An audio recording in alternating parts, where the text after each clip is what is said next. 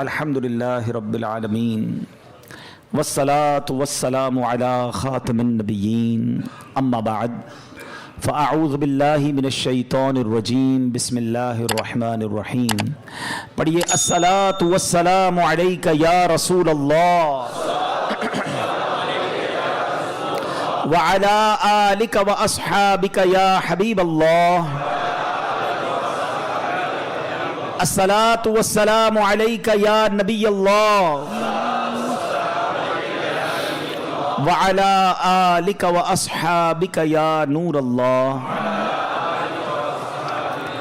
درود پاک پڑھنے کے بے شمار فضائل و برکات ہیں. اتنے فضائل ہیں اور اتنی حدیثیں ہیں، اتنی روایتیں ہیں کہ بندہ بیان کرتا چلا جائے وقت تو ختم ہو سکتا ہے مگر درود پاک کے فضائل کا احاطہ نہیں ہو سکتا.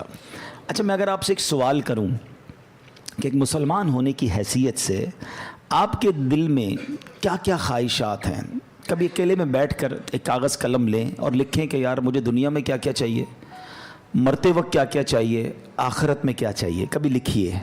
اب میں کچھ آپ کو روایتوں کا خلاصہ، یوں سمجھیے کہ بہت ساری حدیثوں کا عطر پیش کرنے جا رہا ہوں، سنتے جائیے اور سبحان اللہ کہتے جائیے، ٹھیک ہے؟ اگر آپ چاہتے ہیں کہ آپ کی عزتوں میں اضافہ ہو تو درود پاک پڑھیے. آپ چاہتے ہیں آپ کی ٹینشن دور ہو جائے تو درود پاک پڑھیے. آپ چاہتے ہیں مصیبتوں اور پریشانیوں سے نجات مل جائے تو درود پاک پڑھیے. آپ چاہتے ہیں آپ کی روزی میں برکت ہو جائے تو درود پاک پڑھیے. آپ کے گناہ معاف ہو جائیں تو درود پاک پڑھیے. آپ چاہتے ہیں ذلت و رسوائی سے بچ جائیں تو درود پاک پڑھیے. مرتے وقت نبی پاک کا دیدار کرنا چاہتے ہیں تو درود پاک پڑھیے. بلکہ ایسے دیکھنا چاہتے ہیں کہ پیارے آقا اپنے ہاتھوں سے قبر میں اتار رہے ہیں تو درود پاک پڑھیے. قیامت کے دن نبی پاک کے ہاتھوں جام کوثر پینا چاہتے ہیں تو درود پاک پڑھیے.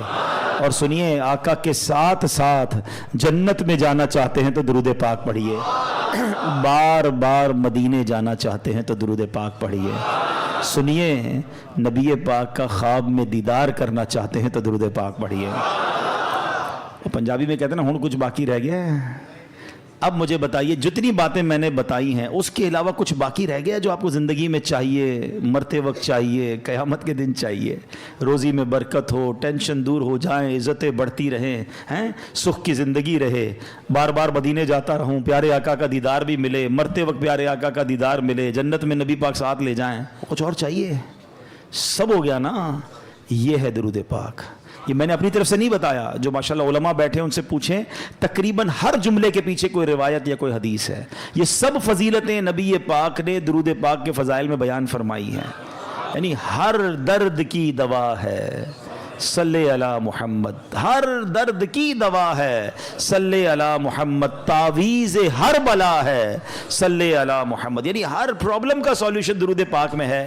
مگر پرابلم یہ ہے کہ ہم درود پاک پڑھتے نہیں ہیں، بہت زیادہ وقت ضائع کرتے ہیں، بہت ٹائم ضائع کرتے ہیں. نہ کریں ایسا. درود پاک کو تھام لیں، اس کو اپنی زندگی کا حصہ بنا لیں. آپ اپنی آنکھوں سے دیکھیں گے، آپ کے مسئلے حل ہو جائیں گے، آپ کی پرابلم سالو ہوگی، آپ ریلیکس فیل کریں گے اور انشاءاللہ دنیا اور آخرت کی برکتیں حاصل کریں گے. نیت کر لیں کہ انشاءاللہ آج کے بعد کثرت کے ساتھ درود پاک پڑھیں گے. صلو علی الحبیب صلی اللہ تعالی علی محمد صلی اللہ علیہ وسلم. شعبان المعظم کی 15ویں رات، شب برات. اس کو برات پتہ ہے کیوں کہتے ہیں؟ آپ نے جملہ سنا ہوگا، با عزت بری ہو گیا. حدیث پاک میں آتا ہے جب شعبان کی 15ویں رات آئے تو اس رات قیام کرو، یعنی اس رات عبادت کرو. آقا فرماتے پھر دن کو روزہ رکھو. تو بے شک اس رات سورج غروب ہوتے ہی اللہ پاک اپنی شان کے مطابق آسمان دنیا پر تجلی فرماتا ہے اور ارشاد فرماتا ہے، الا من مستغفر لی فاغفر لہ. ہے کوئی مجھ سے مغفرت مانگنے والا کہ اسے معاف کر دوں؟ الا مسترزق فارزقہ. ہے کوئی رزق مانگنے والا کہ اسے رزق عطا کر دوں؟ الا مبتلا فاعافیہ. ہے کوئی پریشان حال کہ میں اس کی پریشانی دور فرماؤں؟ ہے کوئی ایسا؟ طلوع فجر تک یوں ہی اعلان ہوتا رہتا ہے. پتہ اس رات کتنے بخشے جاتے ہیں؟ حدیث پاک میں آتا ہے اللہ کریم قبیلہ بنی کلب کی بکریوں کے بالوں کی تعداد کے مطابق گناہ گاروں کو جہنم سے آزاد فرماتا ہے. ہم میں سے کون ہے جو اپنے سر کے بال گن سکے؟ We are not able to count our own hair. اپنے سر کے بال نہیں گن سکتے, ایک بکری کے بال نہیں گن سکتے. قبیلہ بنی کلب کے بارے میں آتا ہے ہزاروں بکریاں پالتا تھا, وہ سب سے بڑا قبیلہ تھا جو سب سے زیادہ بکریاں پالتا تھا. اس کا مطلب کروڑ لوگ بخشے جائیں گے. مگر حدیث پاک میں چند بد نصیبوں کا ذکر ہے کہ جو نہیں بخشے جائیں گے. فرمایا شرابی نہیں بخشا جائے گا, ماں باپ کا نافرمان نہیں بخشا جائے گا, زنا کا عادی نہیں بخشا جائے گا, رشتے توڑنے والا نہیں بخشا جائے گا, تصویر بنانے والا, یہ جو اپنے ہاتھ سے تصویریں بناتے ہیں, مجسمے بناتے ہیں, نہیں بخشا جائے گا, چغل خور نہیں بخشا جائے گا. ایک اور روایت کے مطابق نجومی, یہ جو کاہن ہوتے ہیں, یہ نہیں بخشے جائیں گے. جادو ٹونا کرنے والا نہیں بخشا جائے گا. تکبر والا لباس پہننے والا نہیں بخشا جائے گا. مسلمان سے بلا اجازت شرعی بغض و کینہ رکھنے والا, دشمنی چھپانے والا, دل میں جیسے بغض رکھتے ہیں, وہ بھی نہیں بخشا جائے گا. ذرا غور کیجئے, کہیں ایسا نہ ہو کروڑوں بخشے جائیں اور میری کسی بری عادت کی وجہ سے میں پھنس جاؤں اور میری بخشش نہ ہو. تو اے میرے پیارے اسلامی بھائیوں, اللہ بڑا کریم ہے, وہ توبہ قبول کرنے والا ہے. یہ بہت بڑے گناہ ہیں. اس سے یہ بھی اندازہ ہوتا ہے کہ جب اتنی بڑی عنایت, اتنی بڑی مغفرت ہے, یہ کتنے بڑے گناہ ہیں. تو اے میرے پیارے اسلامی بھائیوں, ہمیں توبہ کرنی ہے. ہم سب نے دنیا سے جانا ہے, ہم سب نے مرنا ہے. قبرستان بھی جانا سنت ہے نا, نہیں گئے تو ابھی آپ جائیے گا. یہ قبرستان جانا بھی ہمارے لیے عبرت کا سامان ہے, اسی لیے بھیجا گیا. نبی پاک فرماتے ہیں کہ پہلے میں تمہیں منع کرتا تھا, حدیث کا خلاصہ ہے کہ پہلے میں تمہیں منع کرتا تھا قبرستان جانے سے, اب جایا کرو اور وہاں جا کے عبرت لیا کرو. قبریں جا کر دیکھیں تو صحیح, کچھ تو خیال کریں کہ یہی میری 2 گز کی زمین میرا بھی ٹھکانہ ہے. اتنے بڑے گھر ہو, بڑا ہوادار گھر ہو, ویسٹ اوپن ہو, ایئر کنڈیشن ہو, نرم بستر ہو, یار لائٹ جائے تو UPS بھی ہونا چاہیے, اسٹینڈ بائی جنریٹر بھی ہونا چاہیے. ایک رات بغیر پنکھے کے جس کو نیند نہیں آتی, قبر میں سانپ اور بچھو آ گئے تو کیا بنے گا. قبرستان جا کر دیکھیں تو صحیح. آپ کو پتہ ہے آج کلفٹن کے علاقے میں آؤ, بلڈنگ دیکھ کے اندازہ ہو جاتا ہے سارے پیسے والے رہتے ہیں بھائی, 10 کروڑ کا فلیٹ ہے. ادھر بنگلے والے رہتے ہیں, یہ بڑے علاقے والے لوگ ہیں. غریب علاقے میں جاؤ تو گھر دیکھ کر پتہ چل جاتا ہے کہ مکین غریب ہے. دنیا میں مکان دیکھ کر مکین کا اندازہ ہو جاتا ہے. قبرستان میں قبر دیکھ کر اندازہ نہیں ہوتا. ہر قبر کی الگ کہانی ہے, ہر قبر کی الگ اسٹوری ہے. حدیث پاک میں فرمایا قبر 2 طرح کی ہوتی ہے. دیر از نو تھرڈ کیٹیگری. ہماری دنیا میں بہت ساری کیٹیگریز ہیں. فلیٹ الگ ہوتے ہیں, بلڈنگیں الگ ہوتی ہیں, بنگلو الگ ہوتے ہیں, مکان الگ ہوتے ہیں, جھونپڑیاں الگ ہوتی ہیں, روڈ پہ سونے والے الگ ہوتے ہیں. ہمارے شاید 50-60 کیٹیگری بن جائیں گی. Middle class, upper middle class, lower middle class, elite class, VIP class, بہت ساری کلاسیں لوگ منا رہے ہوتے ہیں. دیر is only 2 classes in the graveyard. سنو غور سے, قبرستان جاتے ہو نا, نبی پاک علیہ الصلوۃ والسلام فرماتے ہیں قبر 2 طرح کی ہوتی ہے. تیسری کیٹیگری نبی پاک نے بیان نہیں فرمائی. کیا فرمایا؟ فرمایا یا تو جہنم کے گھڑوں میں سے ایک گھڑا ہوتی ہے, یا تو جنت کے باغوں میں سے ایک باغ ہوتی ہے. عربی میں حدیث سن لو, انما القبر روضۃ من ریاض الجنہ. کتنا پیارا جملہ ہے. ریاض الجنہ سنا نا مدینہ پاک میں. اس حدیث میں بھی اس لفظ کو استعمال فرمایا, انما القبر روضۃ من ریاض الجنہ. قبر جنت کے باغوں میں سے ایک باغ ہے. یا دیر از سیکنڈ آپشن, فرمایا او حفرۃ من حفر النار, یا جہنم کے گھڑوں میں سے ایک گھڑا. ایک سوال کرنا چاہتا ہوں, سچا جواب دینا, مجھے نہیں دینا, اپنے آپ کو دینا ہے. میں بھی اپنے آپ سے سوال کرتا ہوں, آپ سب بھی اپنے آپ سے سوال کریں, اور سچا ایمانداری والا جواب. آج میری موت ہو جائے, ہو تو سکتی ہے نا, آج تو بلکہ رات بھی وہی ہے جس میں لکھا جائے گا کہ اس رات کس نے جانا ہے. پتہ ہے ملک الموت کو ایک صحیفہ دے دیا جائے گا کہ اس رات اس بندے کی روح قبض کرنی ہے. مقام, time, every thing is decided. ہمیں نہیں پتا, ہو سکتا ہے آج رات آخری ہو, کل آخری ہو. چلے آج میرا انتقال ہو گیا. سچا جواب دینا. گھمانا پھرا, اللہ کی بارگاہ میں کوئی کسی کو گھما پھرا نہیں سکتا. ہم اپنے آپ کو گھما سکتے ہیں, ادھر نہیں. وہاں تو بات ساری کلیئر ہے نا, دودھ کا دودھ, پانی کا پانی. سوال یہ کہ اگر آج مر گیا, قبر میں گیا, جیسی زندگی گزاری ہے, قبر جنت کا باغ بنے گی یا دوزخ کا گھڑا بنے گی؟ اپنے آپ سے پوچھ لو. اگر تو دل سے جواب آ رہا ہے کہ ہاں یار نمازیں پابندی سے ہیں, گناہ کی عادت نہیں ہے, تلاوت قرآن بھی ہے, میری آنکھیں بھی گناہ نہیں کرتی ہیں, میں کسی کو دکھ بھی نہیں دیتا ہوں, حرام روزی بھی نہیں کماتا ہوں, بے حیائی بھی نہیں کرتا ہوں, ماں باپ بھی میرے راضی ہیں. اللہ کرے ایسا کوئی اللہ کا ولی یہاں بیٹھا ہو جس کے دل سے سچی آواز آ جائے کہ جناب اپنا تو بیڑا پار ہے. باقی ہم جیسے گناہ گاروں کو تو ڈر ہی لگتا ہے کہ یار گناہ ہی زیادہ ہیں, نیکیاں اول تو کی تھوڑی ہیں, اور جو کی ہیں اس کا پتہ بھی نہیں قبول بھی ہوئی کہ نہیں، کیونکہ بہت سارے اس میں بھی پرابلم ہے، ریاکاری الگ ہے، دکھلاوا الگ ہے، بناوٹیں الگ ہیں، پتہ نہیں کتنے اس میں دنیا کے مقاصد ہماری نیکیوں میں شامل ہوتے ہیں. تو آپ مجھے بتاؤ پھر تیاری کب کریں گے؟ دو ہی کیٹیگریز ہیں نا، یا تو جنت کا باغ ہے یا دوزخ کا گھڑا. تو جنت کا باغ بنانے کی تیاری کب کرنی ہے ہم نے؟ ہمیں نہیں پتا اب کتنے دن رہ گئے ہیں. پچھلی شب برات میں کئی لوگ ہمارے ساتھ تھے مگر آج وہ ہمارے ساتھ نہیں ہیں. ہو سکتا ہے اگلی شب برات مسجد میں اجتماع تو ہوگا مگر ہم نہ ہوں. باتیں کریں لوگ، یار پچھلی بار تو آیا تھا، اگر اس بار نہیں ہے. کہاں ہے؟ قبر میں ہے. کیا کریں گے قبر میں؟ قبرستان جاتے ہیں نا، ایک اور چیز دیکھا کریں. کبھی قبر میں تجوری دیکھی ہے؟ کوئی کفن میں جیب دیکھا ہو؟ نہ تجوری ہے نہ جیب ہے. جس مال کو جمع کرنے کے لیے دن رات ایک کر دیا وہ تو جانا ہی نہیں قبر میں. تو جو قبر میں جائے گا وہ کیا جائے گا؟ یہ سمجھنا ضروری ہے. آپ کو پتہ ہے جب میرا اور آپ کا انتقال ہوگا نا، روایتوں میں آتا ہے مرنے کے بعد رشتہ دار کہتے ہیں میت نے پیچھے کیا چھوڑا ہے. پتہ ہے فرشتے کیا کہتے ہیں؟ میت نے آگے کیا بھیجا ہے. ایکچوئل وہی ہے جو اعمال ہم آگے بھیجیں گے، مگر فکر ہی کسی کو نہیں ہے. شب برات تو ریئلائز کر لو کہ اعمال جمع کرنے، مال ٹھیک ہے اتنا جمع کر لو جتنی دنیا گزر جائے گی، مگر یہ مال ادھر ہی رہ جائے گا. اور پھر کیسے موت اور عذاب کیسے آتا ہے، میں آپ کو ایک واقعہ سناتا ہوں. ایک شخص تھا، بادشاہ تھا، بڑا عجیب اس نے وصیت کی اپنے بیٹوں سے، میں مر جاؤں نا تو مجھے دفن نہ کرنا، مجھے ایک لوہے کا صندوق بنانا، لوہے کے میرا جو تابوت ہے وہ لوہے کا بنانا، اس تابوت کو ایک لوہے کے صندوق میں ڈال دینا اور اس کو چھت کے ساتھ لٹکا دینا، دفن نہیں کرنا. بچوں نے کہا یہ کیسی وصیت کر رہے ہیں آپ بادشاہ سلامت؟ کہتا میں یہ وصیت اس لیے کر رہا ہوں کہ میں قبر میں جاؤں ہی نہ، جب قبر میں جاؤں گا نہیں تو عذاب بھی نہیں ہوگا.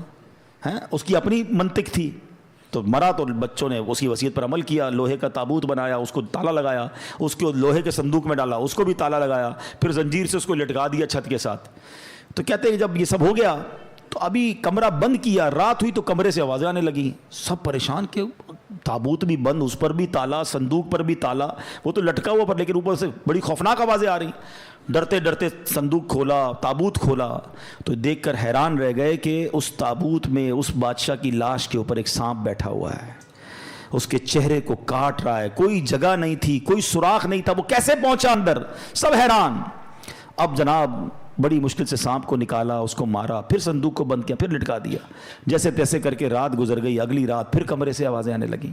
پھر جا کے جب صندوق کھولا، تابوت کھولا تو اس سے بڑا سانپ اس کی صندوق میں موجود تھا جو اس کو کاٹ رہا تھا.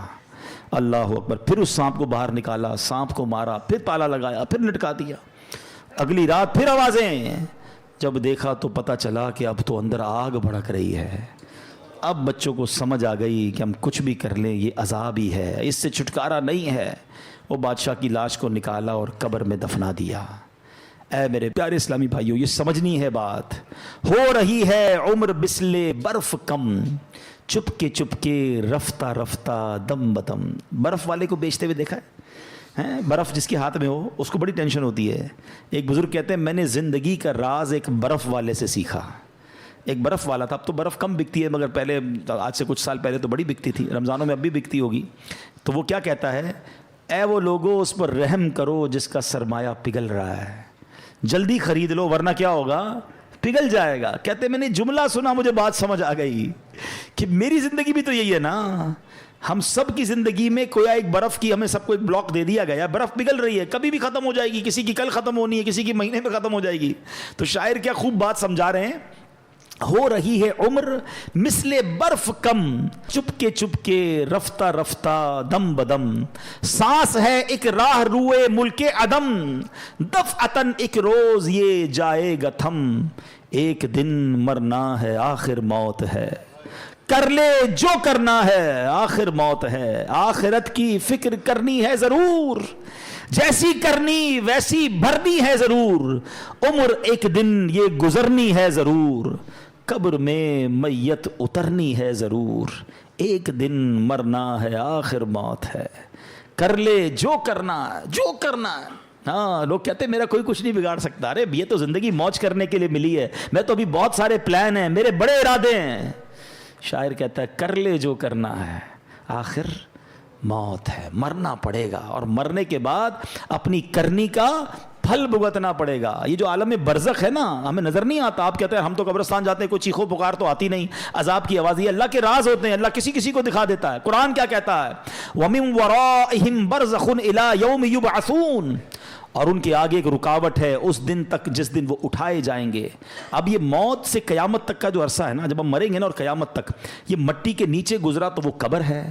کسی نے کسی کو شیر نے کھا لیا تو اس شیر کا پیٹ جو ہے نا وہ اس کے لیے قبر ہوگی. کوئی سمندر میں ڈوب گیا تو وہی قبر سمجھی جائے گی. تھوڑے دنوں پرانی بات ہے نا, $2.5 لاکھ دے کر گئے تھے نا سمندر کے اندر.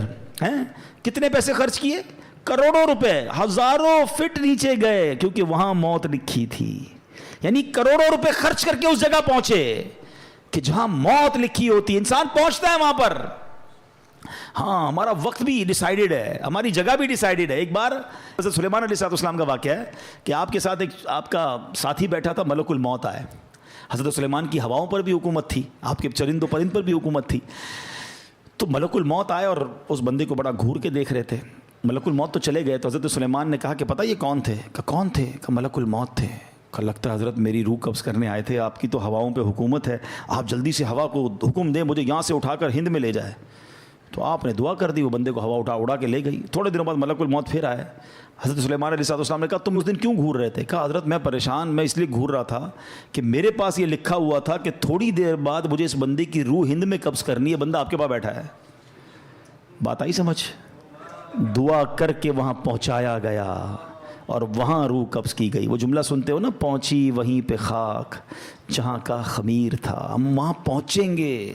یہ سمندر کے اندر گئے نہیں تھے, ان کو بلایا گیا تھا, ان کا وقت پورا ہوا تھا. جنہوں نے واقعہ پڑھا ہوگا, آج سے کچھ دنوں پرانی بات ہے, جہاز کے اندر کسی کی موت ہوتی ہے, کسی کی جنگل میں موت ہو جاتی ہے. ہم اللہ سے دعا کرتے ہیں ہمیں عافیت والی موت دینا. اے اللہ ڈوبنے والی, پھٹنے والی, ہیں جانوروں کے ذریعے پرخچے اڑنے والی, بم دھماکے والی موت نہیں. اے اللہ میں ایمان والی, عافیت والی, ہمارے مقدر میں مدینے والی موت لکھ دے. اے اللہ جب آخری وقت آئے ہم مدینے پہنچ جائیں, آقا کے جلووں میں, آقا کے قدموں میں, روضہ رسول کو دیکھتے ہوئے, درود پاک پڑھتے ہوئے, عشق رسول میں روتے ہوئے ہمارا دم نکل جائے. نجم کی اے خدا آرزو ہے یہی, عاشق زار کی آبرو ہے یہی, موت کے وقت سر ان کے قدموں میں ہو, دید ہوتی رہے دم نکلتا رہے, دید ہوتی رہے دم نکلتا رہے. اللہ کرے ایسا کرم ہو جائے کہ بس ہم مدینے میں ہمارا انتقال ہو. مگر مرنا تو ہے نا, ہم کیوں نہیں سوچتے, کیوں تیاری نہیں کر رہے, کس بات کا انتظار ہے؟ یہ قبرستان جانا, یہ جنازے اٹھنا. اچھا آپ کو پتہ ہے بہت اہم بات میں آپ نے کرنے جا رہا ہوں. یہ جو جنازہ ہے نا, ہم تو دنیا سے چلے گئے نا, جب بندہ دنیا سے چلا جاتا ہے تو قبر میں جا کے تو فرشتے آتے ہیں نا, تو مرنے کے بعد یہ سارے کام بھی فرشتے کر لیتے ہیں.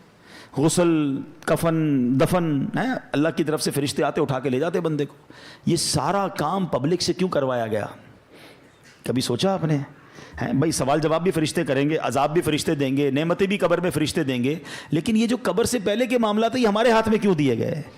یہ پریکٹیکلی پبلک کو دکھایا جانا ہے کہ دیکھو غسل ہو رہا ہے, دیکھو کفن ہو رہا ہے, یہ تمہاری حقیقت ہے. دیکھو یہ میت اب اپنا ہاتھ بھی نہیں اٹھا سکتی, اپنے آپ کے اوپر مکھی بیٹھے وہ بھی نہیں اڑا سکتی, اور پھر یہ قبر میں ڈالا جا رہا ہے, پھر قبر کو بند کیا جا رہا ہے, ایک سوراخ بھی نہیں چھوڑنے دیتے. ہم آواز لگاتے ہیں بھائی ذرا ادھر بھی پتھر لگاؤ, سوراخ ہو گیا ہے, نظر آ رہا ہے.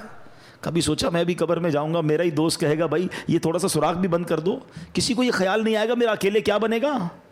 ہم کیوں نہیں سوچتے یہ سب میرے ساتھ ہونا؟ یہ پریکٹیکلی غسل, کفن, دفن کروانے کی ایک حکمت بھی ہے.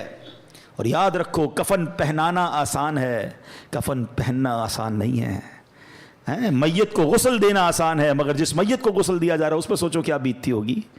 قبر میں اتارنا آسان ہے, قبر میں اترنا آسان نہیں ہے, مگر ہمیں بھی اترنا پڑے گا. کاش یہ بات سمجھ آ جائے اور ہم گناہوں سے توبہ کر لیں. ورنہ انسان کہتا ہے بعد میں کر لوں گا توبہ, ابھی ٹائم ہے یار. مولانا صاحب باتیں بڑی اچھی کر رہے ہیں, ابھی بھی شیطان کسی کے کان میں بات کر رہا ہوگا یہ مولانا صاحب باتیں بڑی اچھی کر رہے ہیں, لیکن ابھی تو یار جوان ہوں بھائی, بوڑھا ہو کے میں بھی اللہ اللہ کروں گا. یہ بھی مولوی صاحب جو باتیں کر رہے ہیں 50 سال کے ہی ہو گئے نا, میں بھی 50 سال کا ہوں گا تو اللہ اللہ کر لوں گا.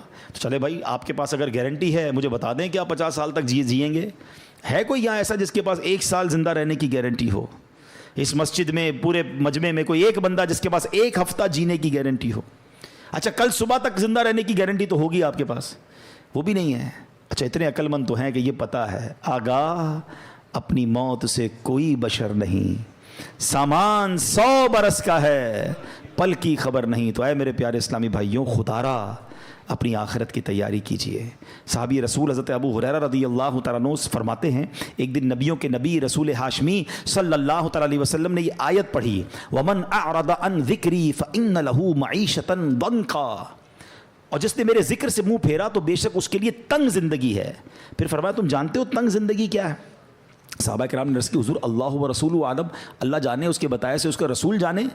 تو فرمایا اس سے مراد قبر کا عذاب ہے جو کافر کو دیا جائے گا۔ اس ذات کی قسم جس کے قبضے میں میری جان ہے، قبر میں غیر مسلم پر 99 تنین مسلط کیے جائیں گے۔ نبی پاک فرماتے ہیں کیا تم جانتے ہو تنین کیا ہے؟ صحابہ نے کہا آپ ارشاد فرمایا۔ فرمایا یہ 99 سانپ ہوں گے، ان میں سے ہر سانپ 7 سروں والا ہوگا، یہ 99 سانپ اسے قیامت تک کاٹتے رہیں گے۔ اللہ ہمارے ایمان کی حفاظت فرمائے، ہم مسلمان ہی دنیا سے جائیں۔ یہ بھی بڑا پرابلم ہے، ہمیں فکر ہی نہیں ہے ایمان کی۔ ہم سمجھتے ہیں مسلمان ہیں تو جناب بڑی اچھی بات ہے، ایمان والے ہیں، مگر ایمان سلامت رہے اس کی فکر کون کرے گا؟ یاد رکھیے اس وقت بھی دنیا میں سب سے زیادہ تیزی سے پھیلنے والا مذہب یہ اسلام ہے۔ The most growing religion on earth, کائنات میں سب سے تیزی سے لوگ مسلمان ہو رہے ہیں، لیکن یہ ون وے ٹریفک نہیں ہے۔ جس طرح لوگ مسلمان ہو رہے ہیں معاذ اللہ، اس طرح کوئی ایمان سے بھی خارج ہو سکتا ہے۔ ہمیں دعا کرنی ہے اللہ ہمارا ایمان سلامت رکھیو۔ ہم کیا دعا کریں؟ ہمارے نبی پاک دعا فرمایا کرتے، ہماری تو اوقات ہی کوئی نہیں نا۔ جن کے صدقے ایمان ملا ہے وہ دعا کرتے، یا مقلب القلوب ثبت قلبی علی دینک، اے دلوں کو پھیرنے والے میرے دل کو اپنے دین پر ثابت قدمی عطا فرما۔ کون دعا کر رہا ہے؟ اللہ کے نبی۔ ہم میں سے کسی نے دعا کی؟ ہم کبھی ٹینشن میں آئے؟ میری گاڑی، ابھی کسی کی گاڑی باہر کھڑی ہوگی اس کو ٹینشن ہوگی، یار نئی گاڑی لی ہے کہیں اسکریچ نہ لگ جائے۔ قیمتی موبائل جیب میں ہو تو ہر تھوڑی دیر بعد ہاتھ لگاتے ہیں، ہاں یار پڑا ہوا ابھی تک نکلا نہیں ہے۔ اتنی ٹینشن ہے تمہیں اپنے پیسوں والی چیزوں کی۔ سب سے قیمتی چیز ایمان ہے، کبھی اس کی ٹینشن لی کہ اللہ میرا ایمان سلامت رہے، میرا ایمان چھن نہ جائے، میں مرتے وقت مسلمان مروں؟ ہیں برے دوستوں میں بیٹھ رہے ہیں۔ ایمان چھن جانے کے بڑے اسباب ہیں، شرابیوں کے ساتھ بیٹھتے ہیں، جواریوں کے ساتھ بیٹھتے ہیں، بے حیا لوگوں کے ساتھ بیٹھتے ہیں، الٹی سیدھی باتیں کرنے والوں کے ساتھ بیٹھتے ہیں۔ یہ نحوست ہے، ایمان چھن جانے کا ڈر ہے۔ جو گناہوں کا عادی ہوتا ہے اس سے ایمان چھن جاتا ہے، پتہ نہیں کیسی کیسی باتیں ان کی زبان سے نکل رہی ہوتی ہیں، اللہ رسول کا مذاق، جنت و دوزخ کا مذاق، کامیڈین بنائے ہوئے لوگوں نے ہیں، اب تو ویوز کے چکر میں پتہ نہیں کیا کیا بول رہے ہوتے ہیں، ہمیں بڑے اچھے لگتے ہیں۔ نہ بیٹھو ان کی صحبتوں میں۔ مجھے ایک بات بتائیں، ابھی 4 سال پہلے کووڈ آیا تھا نا، کووڈ نے سکھایا نا سوشل ڈسٹینس، نہیں یار یہ چھینک رہا ہے اسے دور رہو بھائی، اس نے ماسک پہنا ضرور کچھ ہوگا، اتنا ڈر گئے تھے۔ تمہیں ایک بیماری کی وجہ سے دور رہنا سمجھ آ گیا، جہاں رب کی لعنت برس رہی ہے ان لوگوں سے دور رہنا سمجھنا آیا۔ آج پتہ ہے کیا کہتے ہیں؟ کہتے ہیں میں شراب نہیں پیتا، دوست شراب پیتے، میں تو بیٹھتا ہوں۔ وہ جوا کھیلتے ہیں مجھے پتا ہے لیکن میں بیٹھتا ہوں، وہ بری باتیں کرتے ہیں میں نہیں کرتا، میں کیوں بیٹھتے ہو بھائی؟ آپ کو پتہ ہے جہاں رب کی طرف سے لعنت برس رہی ہے ادھر بیٹھے ہوئے ہو، کیا مجھ پر عذاب الہی نہیں آ جائے گا؟ کیوں سمجھ نہیں آتی؟ 2 اور 4 والی باتیں۔ کسی بلڈنگ میں آگ لگ جائے، اس بلڈنگ میں رہتے ہیں ہم، یار نیچے آگ لگی ہے نا اوپر تو نہیں لگی، پوری بلڈنگ خالی ہو جاتی ہے، آگ جہنم کی آگ لگی ہوئی، آپ ادھر بیٹھے ہوئے ہیں۔ اور ایک بار اور یاد رکھ لیں کہ جتنی برائیاں ہیں نا، بڑے ینگسٹر مجھے سن رہے ہیں، میرا یہ دعویٰ ہے آپ جا کے چیک کر لو، کسی شرابی، کسی جواری، کسی چور، کسی ڈاکو، کسی بھی برے کام کرنے والے سے ایک بار پوچھ لو کہ بھائی یہ عادت کدھر سے ملی ہے۔ ایک بندہ نہیں کہے گا کہ امی نے سکھائی تھی، ابو نے سکھائی تھی، ابو نے کہا بیٹا آج تیری برتھ ڈے تو یہ تیرے کو چرس کا سگریٹ دے رہا ہوں، کسی کی ابو امی نے نہیں پلایا تھا۔ یہ کدھر سے آئی یہ ساری عادتیں؟ بتاؤ نا، برے دوستوں سے ہی آئی نا۔ اس کا مطلب 2 اور 2 4 والی بات ہے کہ بری صحبت ہی بندے کو برا بناتی ہے۔ ہم بری صحبت چھوڑنے کے لیے تیار ہی نہیں ہیں۔ ہم نے تو دوست بھی وہ بنائے کہ نماز پڑھیں تو مذاق اڑاتے ہیں ہمارا، اور مولوی بن گیا کدھر جا رہا ہے بھائی، ٹھیک ہے جمعہ پڑھ لیتا ہے بہت ہے، ہمیں وہی دوست اچھے لگتے ہیں۔ کیوں چاہیے مجھے وہ دوست؟ چاہیے کیوں؟ ہم کیوں نہیں سمجھ رہے یہ بات؟ ہم خود اپنے پیر پہ کلاڑی مار رہے برے لوگوں میں بیٹھ کر۔ ہمیں اگر واقعی نیک بننا ہے تو ہمیں نیک لوگوں کی صحبت اپنانی ہوگی۔ Simple is that. اچھی صحبت میں آئے، آپ کو اچھائی کرنے کا دل لگنا لگ گیا، آپ کا ذکر اللہ کا دل چاہ رہا ہے، آپ کا درود پاک پڑھنے کا دل چاہ رہا ہے، یہ اچھی صحبت کی برکت ہے۔ بالکل پریکٹیکلی فارمولہ آ گیا نا۔ تو پلیز آج کچھ ڈیسائیڈ کرو یار، آج کچھ طے کرو۔ اگر دیکھیں آپ نے وہ 6 گناہگار 7 گناہگار سنے، شراب کا عادی نہیں بخشا جائے گا۔ اگر میرا کوئی اللہ نہ کرے کوئی بھائی ایسا بیٹھا ہے مجھے سن رہا ہے شراب کی عادت ہے، خدا را توبہ کر لو، یہ کتنا بڑا گناہ ہے کہ شب برات بھی نہیں بخشے جائیں گے۔ لیکن اگر شرابی نہیں بیٹھا نا کوئی یہاں پر، شرابی کا دوست بیٹھا ہوگا، ہیں ایسی پارٹیوں میں جانے والا تو ضرور بیٹھا ہوگا, میں کیا کروں دوست پیتے ہیں کیا کریں شادیوں, آج کل سنا شادیوں میں کولڈ ڈرنک کی طرح شراب پی جاتی ہے. پھر اچھا صرف شراب نہیں, طرح طرح کے نشے چل رہے ہیں, ڈرگس چل رہے ہیں. میں نہیں کرتا, دوست کرتے, نہ جائیں آپ, پھر مبتلا ہو جائیں گے. نہیں بھی مبتلا ہوں گے تو ان پر جو لعنت برس رہی ہے, دیکھیں نا یہ کتنے بڑے مجرم ہیں کہ شب برات نہیں بخشے جائیں گے. پھر زنا کا عادی نہیں بخشا جائے گا. کتنا عام ہو گیا یہ بدکاری, اتنا آسان ہو گیا معاذ اللہ. اچھا لوگ کہتے ہیں پاکستان میں ذرا جاننے والے فلاں ملک چلتے ہیں, فلاں ملک چلتے ہیں, کیوں جاتے ہیں بیرون ملک؟ لیکن آپ سوچئے, آپ اکیلے کسی ملک چلے بھی گئے, آپ نے اپنی پسند کا گناہ کر بھی لیا, رب تو دیکھ رہا ہے نا, اس کو کیا جواب دو گے؟ اور یہ کتنا بڑا گناہ ہے کہ آج زنا کا عادی نہیں بخشا جائے گا. خدا را توبہ کر لیں. یہ پہلے آنکھ بہکتی ہے, یاد رکھیے گا. یہ جو موبائل فون ہمارے ہاتھ میں ہے نا, یہ جنت میں بھی لے جا سکتا ہے, یہ جہنم میں بھی لے جا سکتا ہے. اسی موبائل فون سے وہ کچھ دیکھ رہے ہیں کہ پہلے آنکھ بہکتی ہے, پھر دل بہکتا ہے, پھر شرمگاہ بہکتی ہے. توبہ کریں. ایسی بے حیا دوستوں میں, بے حیا لڑکیوں سے دوستیاں, ان سے فون پہ بات چیت, ساری رات. کیا کر رہے ہیں بھائی؟ کیوں اپنی زندگی کو برباد کر رہے ہیں؟ اللہ کو کیا جواب؟ سب بخشے جائیں گے, کہیں ہم نہ رہ جائیں ان چیزوں سے. اچھا یہ پتہ کیوں؟ کیونکہ صحبت ہی وہی ہے نا. ہم بیٹھتے ہی ادھر گرل فرینڈ بوائے فرینڈ کی باتیں ہوتی ہیں, جدھر ذکر یہ ہو رہا ہوتا ہے. اب مجھے ایک بات بتائیں, رائٹ ناؤ کسی کے ذہن میں اس طرح کی بے حیائی کا خیال آ رہا ہے؟ کیوں نہیں آ رہا؟ آپ اچھی صحبت میں بیٹھے ہیں. دس از دا فارمولا. اگر آپ چاہتے ہیں, ہم کہتے ہیں یار میں کیسے بچوں گناہوں سے, actually this is the formula کہ آپ اپنی صحبتیں اچھی کر لیں. اچھے لوگوں میں بیٹھیں گے تو خوف خدا دل میں آئے گا, گناہ سے دور ہونے کا جی چاہے گا. پھر کون سا گناہ گار نہیں بخشا جائے گا؟ ماں باپ کا نافرمان. یہ کتنی بڑھ گیا یہ پرابلم. کتنا ماں باپ کے سامنے زبان چلاتے ہیں آج کا نوجوان, ہیں ماں باپ کو ڈانٹتے ہیں. وہ دن دور ہو گئے کہ ماں باپ بچوں کو ڈانٹیں.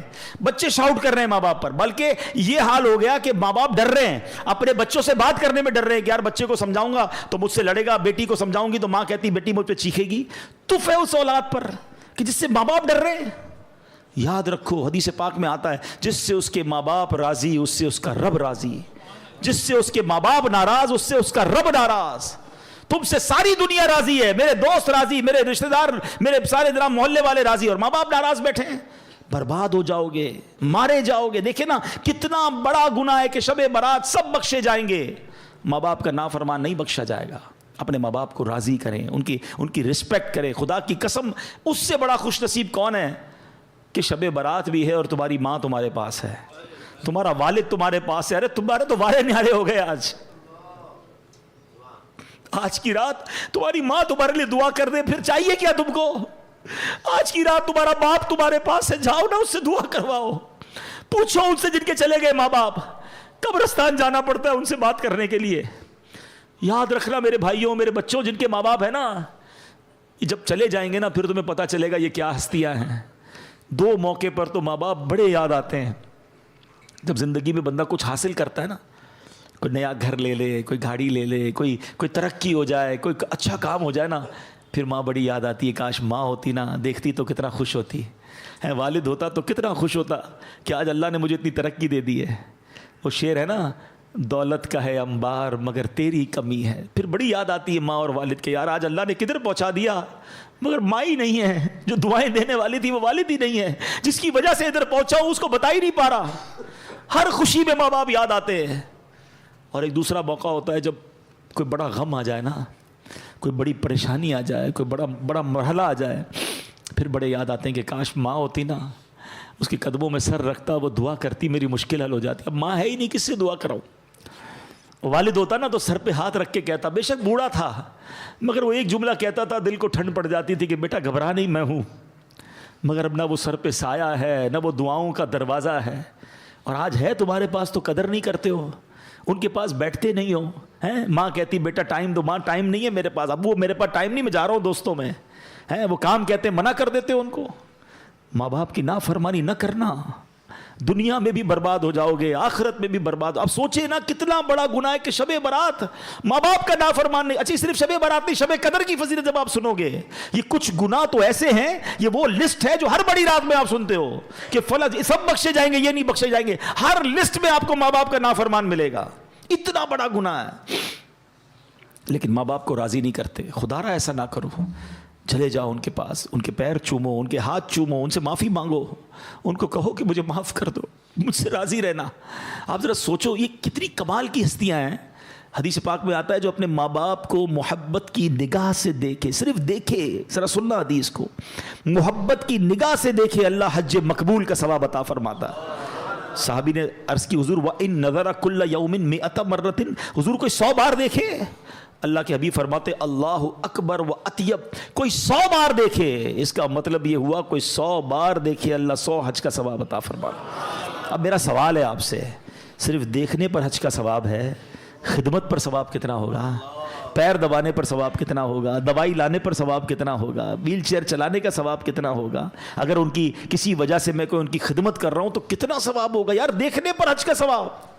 مگر آج تو جب خدمت کی باری آتی ہے تو بچہ جی چراتا ہے۔ میں صحیح بتاؤں، لکی ہے وہ اولاد جن کو ماں باپ کی خدمت کا موقع مل گیا، بڑھاپے میں ملے اور خدمت کا موقع ملا۔ کئی ماں باپ ایسے ہیں یقین کرو جنہوں نے خدمت کا موقع ہی نہیں دیا، ہماری خدمت کرتے کرتے ہی چلے گئے، ہماری تو باری ہی نہیں آنے دی، وہ ہماری خدمت کرتے رہے اور چلے گئے۔ اگر تمہاری باری آئی ہے نا، وہ بیمار ہیں، تمہیں دوائی دلانے کا موقع مل رہا ہے، ان کی خدمت کرنے کا موقع مل رہا ہے، انہیں ٹائم دینے کا موقع مل، تم لکی ہو، تمہارے لیے جنت کا راستہ رب نے کھول دیا۔ اس کو سعادت سمجھنا، بوجھ نہ سمجھنا۔ مگر آج حال یہ ہے کہ بیٹا باپ سے کہتا ہے ابو یہ میرا ہے، تمہارا نہیں ہے، میں نے کمایا ہے، آپ تو نوکری کرتے تھے، آپ کے پاس تھا کیا؟ میں نے سب کچھ کیا، یہ گھر میں نے بنایا ہے۔ توبہ توبہ توبہ، یہ انداز رکھو گے ماں باپ کے ساتھ ہیں؟ سوچو جب میں اور آپ پیدا ہوئے تھے نا، کپڑے نہیں تھے جسم پر، باپ کہہ دیتا نا یہ تیرا ہے، یہ میرا ہے، تو ننگے ہی رہ جاتے ہیں۔ لباس پہنایا میرے باپ نے، انگلی پکڑ کر چلایا، کھلایا، تعلیم دلائی، تربیت کی، سب دنیا میں دیا۔ میرے باپ نے کبھی نہیں کہا یہ میرا ہے، میری ماں نے کبھی، انہوں نے اپنی خواہشیں پیچھے رکھی، ہماری خواہشیں پوری کی۔ شاید اپنے لیے لباس نہیں خریدا، ہمارے لیے لباس خریدا، اپنے لیے جوتے نہیں خریدے ہوں گے، ہماری ضد پر ہمیں نئے نئے جوتے دلائے، اور آج کہتے میرا ہے۔ کبھی مت کہنا۔ دیکھو ایک بات یاد رکھو، یہ جو بوڑھے ماں باپ ہیں نا، یہ آپ سے کچھ نہیں لیتے ہیں، آپ ان کو صرف یہ احساس دلاؤ کہ سب آپ کا ہے، میرا جو کچھ ہے آپ کا ہے، میں خود آپ کا ہوں، یہ لے کے تھوڑی چلے جائیں گے یار۔ وہ کہتے ہیں نا کہ جس باپ نے، جس ماں نے تمہیں بچپن میں شہزادوں کی طرح پالا، آج بڑھاپے میں انہیں بادشاہ جیسا تو رکھ لو یار۔ مگر آج بھی ماں باپ کو غلام رکھا ہوا ہے گھر میں، ان کو یہ احساس تو دلاؤ، کبھی تو کہو اپنے والد سے کہ ابو میں جو کچھ ہوں وہ آپ کی وجہ سے ہوں۔ ہمارا ایک اور بڑا پرابلم ہے، ہم ماں سے محبت کرتے ہیں، باپ سے نہیں کرتے۔ ہمیں لگتا ہے میری ماں بڑی مجھ سے محبت کرتی ہے، ارے تمہاری بھول ہے، یہ ماں نے جو کچھ مجھے آج تک دیا، کس نے لا کر دیا؟ میری ماں کو۔